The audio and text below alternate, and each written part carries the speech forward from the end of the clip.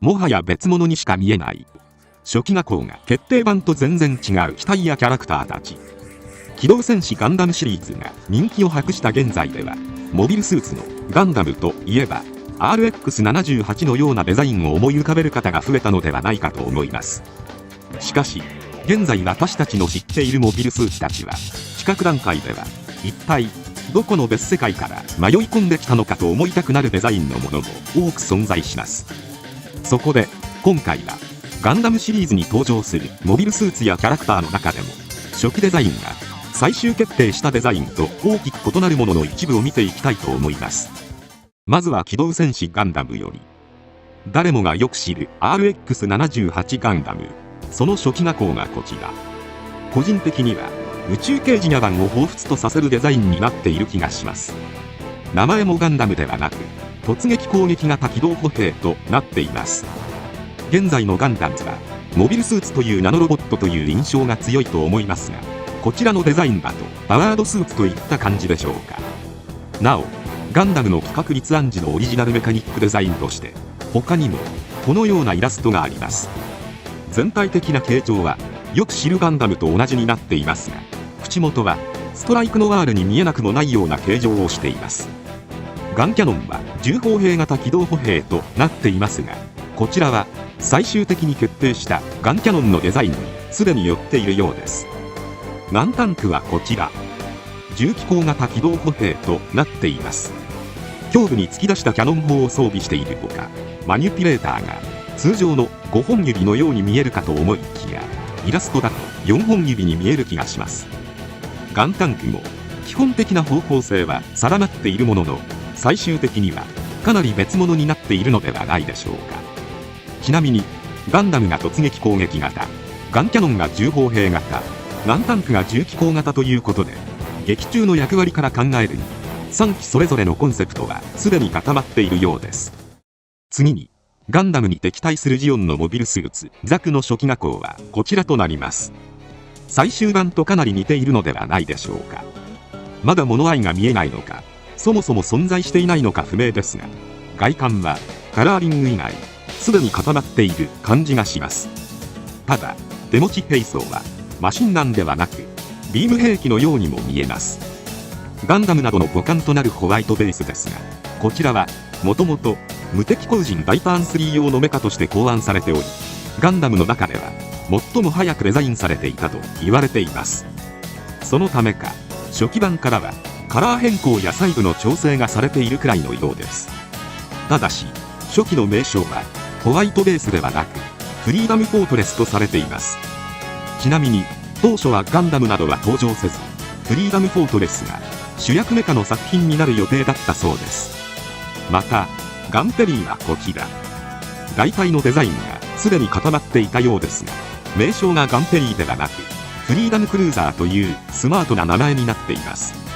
登場人物たちも細部で変更されています。アムロレイの髪はアニメでは茶色に近い色になっていますが、当初はオレンジ色になっています。また謎の女性八条シマというキャラクターが描かれています。宇宙戦艦ヤマトに登場する森雪を彷彿とさせるこの女性はセイラナスと並ぶヒロインの一人になる予定だったそうですが、最終的に没キャラとなっています。制作当時の富野監督は打倒ヤマトを掲げていたと言われていますが、キャラ作りの過程で森雪に似すぎていて消されたのかもしれません。未来ヤシマとセイラマスはアニメ版の最終画工と似ていますが、未来さんの名字が異なっており未来エイランドになっています。開始伝はこちら。デザインもカラーリングも当初からすでにほぼ固まっているように見えます。そしてリュウ・ホセイとブライトのは、リュウさんはなんと褐色、そしてブライトは金髪。もしかしたら様々な人種や国籍を意識したのかもしれません。ちなみにハヤト小林はこちら。カイさんと同じく初期からあまり変更がないキャラですが、ハヤトの名前はもともとはリュウ・ホセイのデザインのキャラの名前であり、漢字表記でハヤト小林だったことが明かされています。また他に変化が見られるキャラとしては、ザビ家のギレンザビ総帥がスキンヘッドで杖を持っていたりします。レニンソドザビ、ドズルザビ、ガルマザビ、シリアザビといったザビ家の他の面々は当初からほとんど変わりなく決定しているようです。このように機動戦士ガンダムでは初期デザインから様々な変化が見られますが、後年の作品でもデザイン段階からかなり変わったものが多数存在します。次は機動戦士ガンダム0083に登場するガンダム試作2号機。この機体は地球連邦軍がアナハイムエレクトロニクスと共同開発した機体でありながら、ジオン残党のアナベルガ島に奪取されたという、いわば敵軍のガンダムです。そんな GP02 の初期案がこちら。ジオニックガンダム。まるでサザビーの原案にも見えそうなこの機体。ガンダムにジオン的なアーマーを追加するアイデアのもと生み出されたそうです。時系列で見ると、機動戦士ガンダム逆襲のシャアの映画が1988年で、機動戦士ガンダム0083の OVA が1991年となっており、0083の方が後だからこそこういったデザイン案が出たのかもしれません。また最初からガンダム要素を取り入れるのではなく、こちらのデザインとは別にジオン系モビルスーツらしい曲線的なデザインを考えられていたようです。それがこちら。こうしてこれらのイラストでジオンにダッシュされるガンダムのイメージが書き起こされた後、出来上がったイメージがこちら。全体的に GP02 に近づいてきた感じがします。さらにそこに武装を追加したのがこちら。この時点でアトミックバズーカと冷却ガス放出ダクトを備えたシールドが追加されています。シールドには核を示すマークが描かれていますが、核が条約で禁止されている世界で極秘開発した機体ということで、最終的な GP02 には核のマークが描かれなかったのかもしれません。機動戦士ゼータガンダムでは当初はガンダムマーク2のコンセプトが存在しなかったようで、今でいうガンダムマーク2がゼータガンダムという名称でデザインされていたようです。そのガンダムマーク2初期案がこちら。